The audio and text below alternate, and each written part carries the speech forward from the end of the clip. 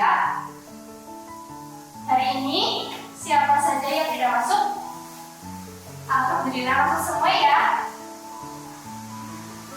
Langsung saja, hari ini kita akan membahas tentang akhlak tercela kepada sesama manusia.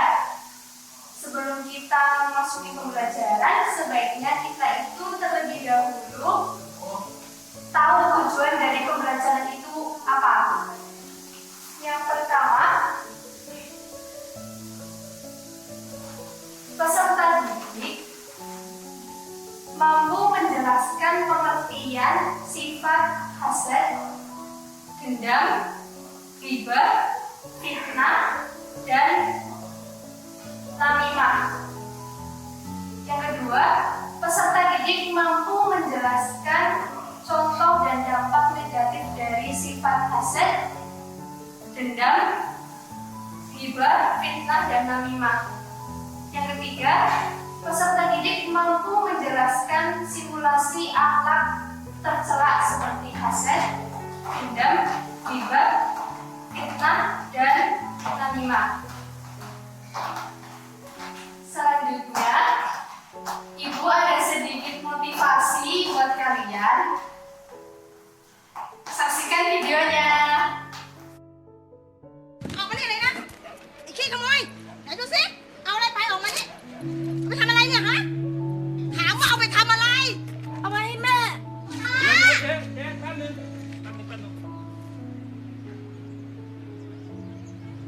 แม่ป่วยเหรอ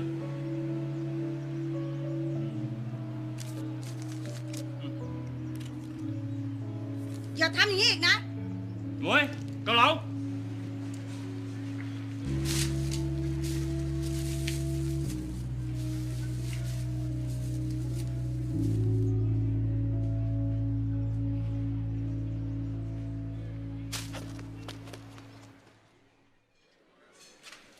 จ๋อนั่งเลยครับนั่งเลย ป๊า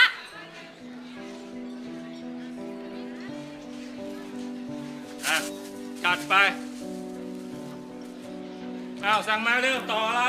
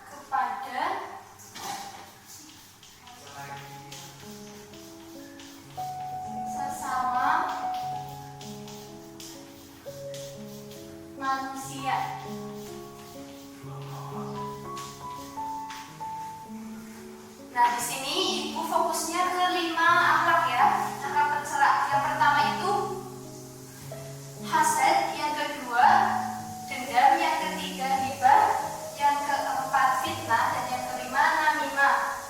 Apa itu pengertian hasad? Coba ada yang tahu? Ya, benar sekali. Hasad itu artinya adalah iri hati atau dengki. Nah, sedangkan menurut istilah, iri itu adalah kurang senang melihat orang lain mendapatkan kesenangan atau kenikmatan. Dia merasa cemburu atas apa yang dimiliki oleh orang lain. Itu adalah pengertian dari iri. Biasanya orang yang memiliki sifat iri itu akan selalu merasa tidak tenang hatinya bila melihat orang lain mendapatkan kenikmatan. Iri itu perlu kita hindari, perlu kita jauhkan dari diri kita, karena penyakit ini sangat berbahaya dan memiliki dampak yang tidak baik. Akan bersifat hasad ini dijelaskan dalam Quran surat An-Nisa ayat 32. A'udzu billahi minasyaitonir rajim. Bismillahirrahmanirrahim. Wala tatamannaw ma faddalallahu bihi ba'dakum 'ala ba'd. Lirrijali nasibun mimma iktasabu walin nisa'i nasibun mimma iktasabu. Waslullaha min fadli innallaha kana bikulli syai'in 'alima. Yang artinya, dan janganlah kamu iri hati terhadap apa yang dikaruniakan Allah Subhanahu wa taala kepada sebagian kamu lebih banyak dari sebagian yang lain. Karena bagi orang laki-laki ada kebahagiaan daripada apa yang mereka usahakan, dan bagi para wanita pun ada kebahagiaan yang mereka usahakan. Dan mohonlah kepada Allah sebagian karunia-Nya. Sesungguhnya Allah Maha mengetahui segala sesuatu. Ayat tersebut itu menjelaskan bahwa kita sebagai manusia itu dilarang untuk memiliki sifat iri. Karena apa? Karena Allah itu telah memberikan karunia-Nya sesuai dengan usaha kita. Ada 1257 dari Abu Hurairah yang intinya itu membahas bahwa jagalah dirimu dari sifat hasad. Kenapa? Karena hasad itu dapat merusak pahala kebaikan, sebagaimana api memakan kayu bakar. Allah itu memerintahkan kita untuk menjaga hati kita, menjaga diri kita dari perbuatan hasad. Karena hasad itu dapat merusak, ya benar sekali, merusak pahala kita. Pahala amalan kita itu bakalan hilang kalau kita memiliki sifat hasad. Selanjutnya,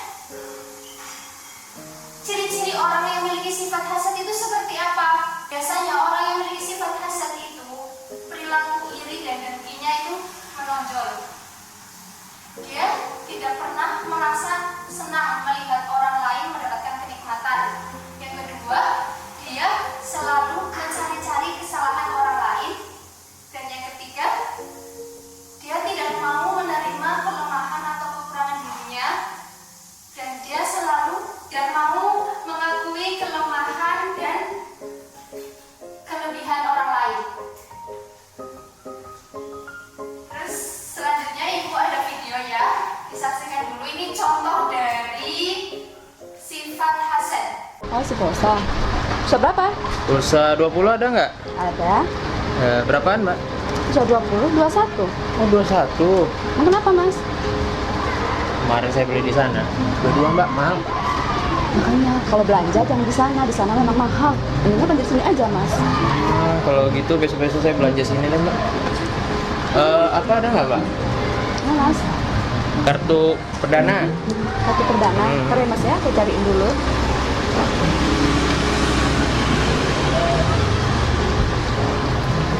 Aduh, kosong mas. Aduh, kok bisa kosong, Mbak? Stoknya mungkin mas kurang. Padahal murah sini semua ya, Mbak. Ya sih. Di sebelah ada nggak, Mbak ya? Saya malas jauh-jauh, Mbak. Kayaknya nggak ada deh mas. Mendingan ke toko depan aja mas. Kalau di sana mah nggak bagus.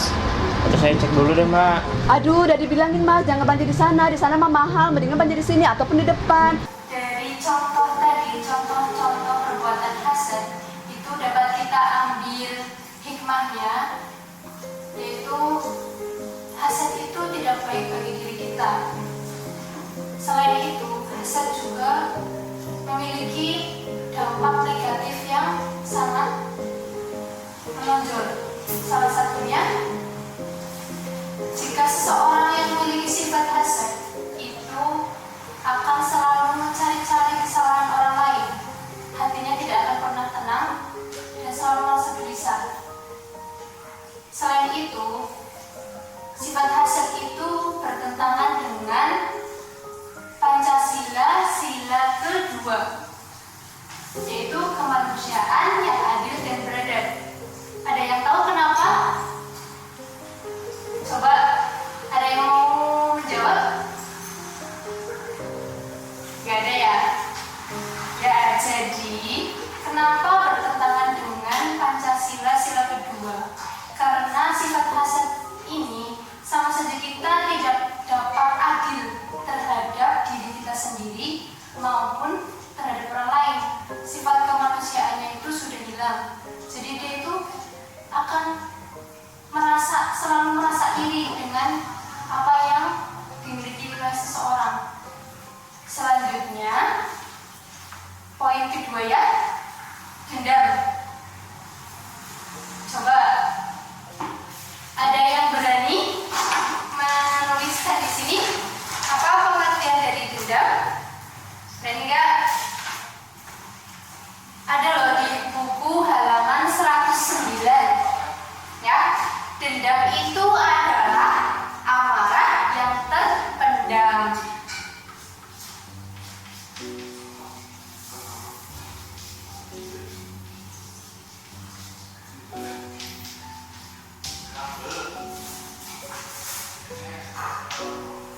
Amarah yang terpendam atau amarah yang disimpan di dalam hati dan sewaktu-waktu amarah itu akan dibalaskan kepada seorang itu yang dinamakan dendam.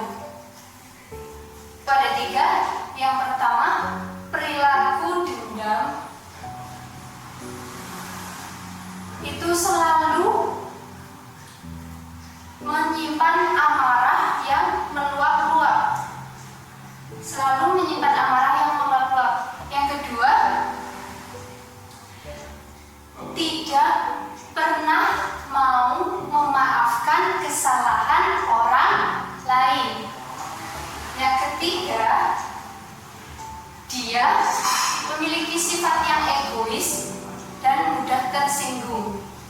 Coba kalian ada yang memiliki ciri-ciri itu? Tidak ya? Oke, masih semangat belajar kan? Ini pas 8, masih semangat belajar gak?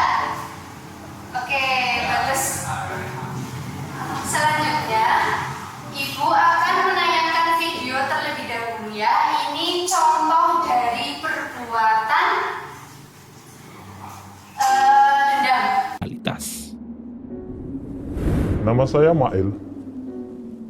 Saya seorang pedagang tukang sayur keliling. Pendapatan saya per hari ya lumayan, bisalah untuk memenuhi kebutuhan keluarga saya. 1 orang istri dan 2 anak yang masih kecil. Dulu bisa dibilang saya cukup mapan, karena setiap hari dagangan saya laris dan tidak ada pesaing. Dan hampir seluruh warga sekitar membeli belanjaannya kepada saya.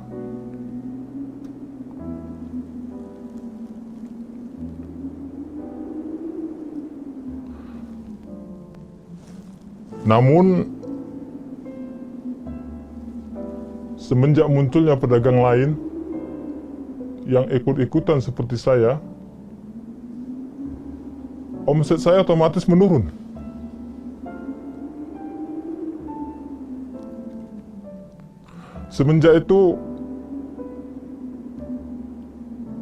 Semenjak itu saya sempat stres dan dendam kepada pesaing saya. Ya, dari video tadi bisa kita ambil hikmah dari perbuatan dendam itu yang memiliki dampak negatif bagi diri kita dan juga bagi orang lain. Coba ada yang berani menyebutkan satu dampak dari dendam? Berani? Ya, kamu coba apa? Iya, benar sekali. Tidak disukai orang lain. Ya, orang yang memiliki sifat dendam pasti tidak disukai orang lain. Yang kedua, siapa? Ya, kamu coba apa? Ya, hidupnya akan tersiksa karena sifat dendam tersebut. Akan selalu merasa gelisah dan tidak tenang. Yang ketiga, hidupnya bergelumur dengan setan. Yang keempat, tidak mendapatkan ridho dari Allah Subhanahu wa Ta'ala karena Allah tidak menyukai orang yang memiliki sifat dendam. Kita ke poin ghibah. Ghibah itu apa sih? Ada yang tahu apa itu ghibah? Iya, benar, menggunjing.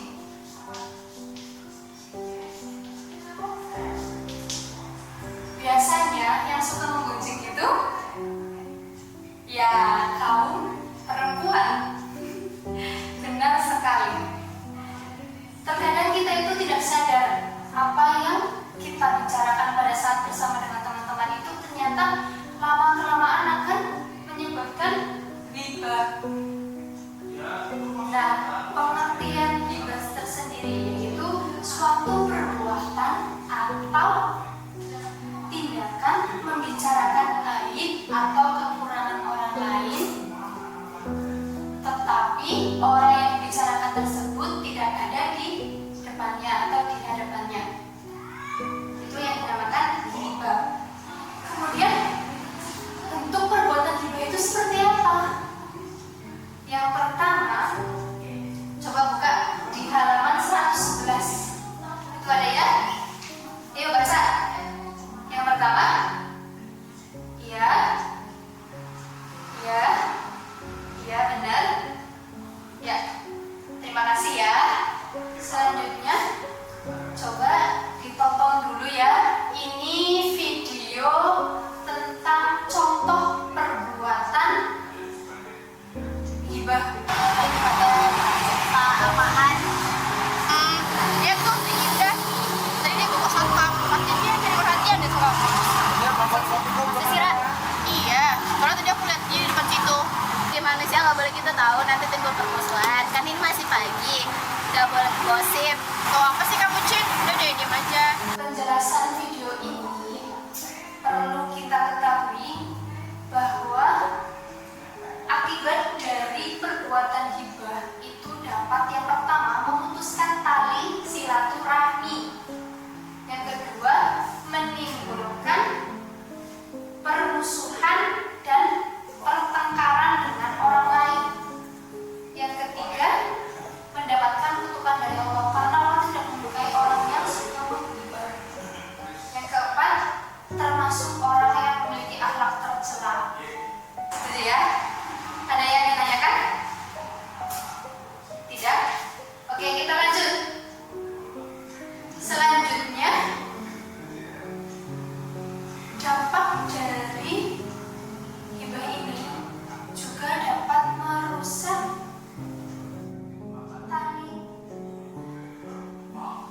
persaudaraan yang sangat dekat dengan kita.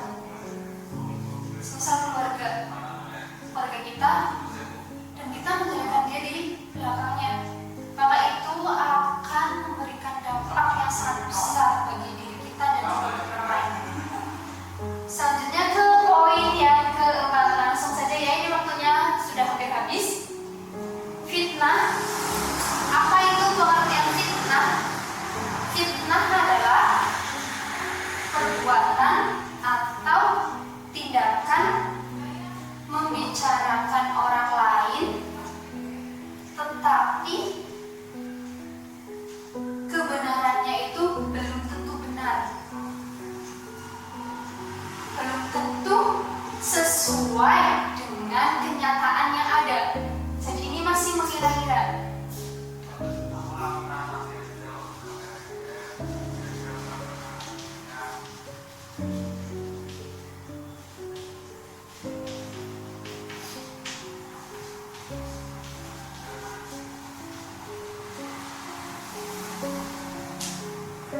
Membicarakan orang lain yang belum tentu benar kenyataannya.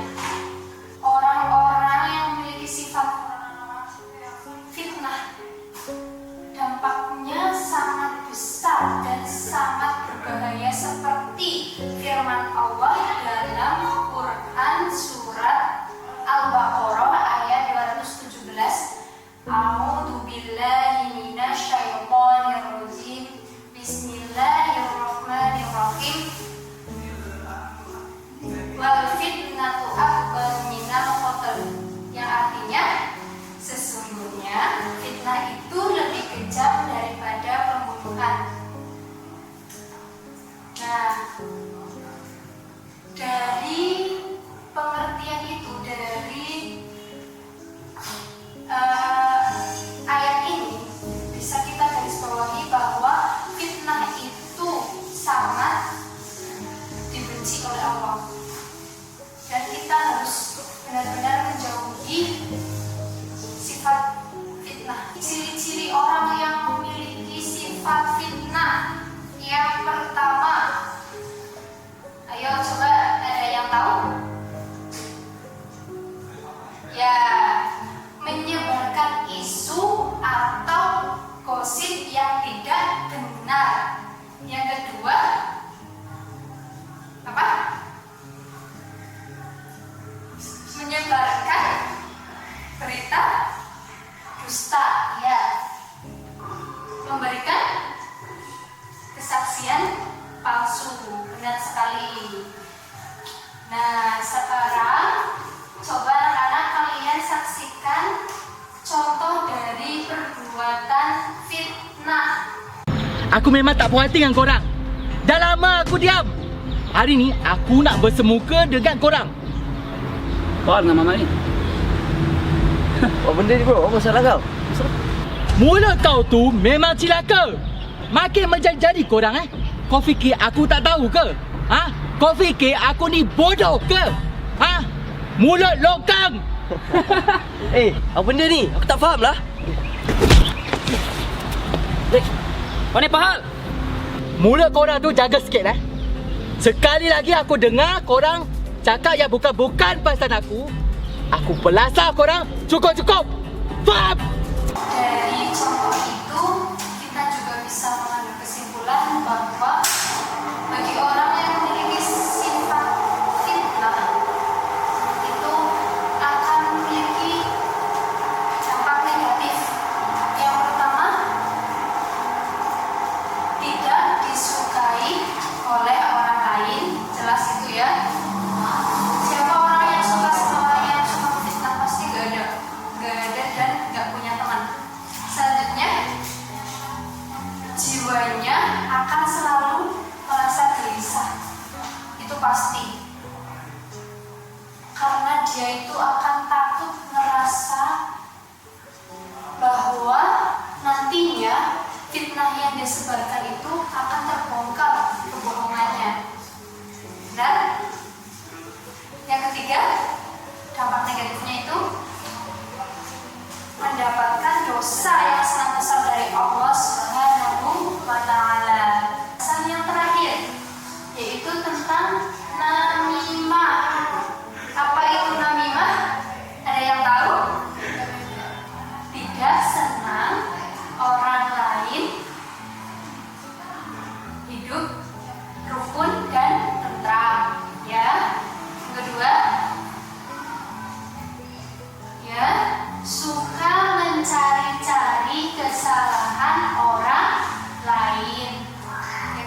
dia selalu mengadu domba dan menyebarkan berita bohong yang sifatnya menghasut.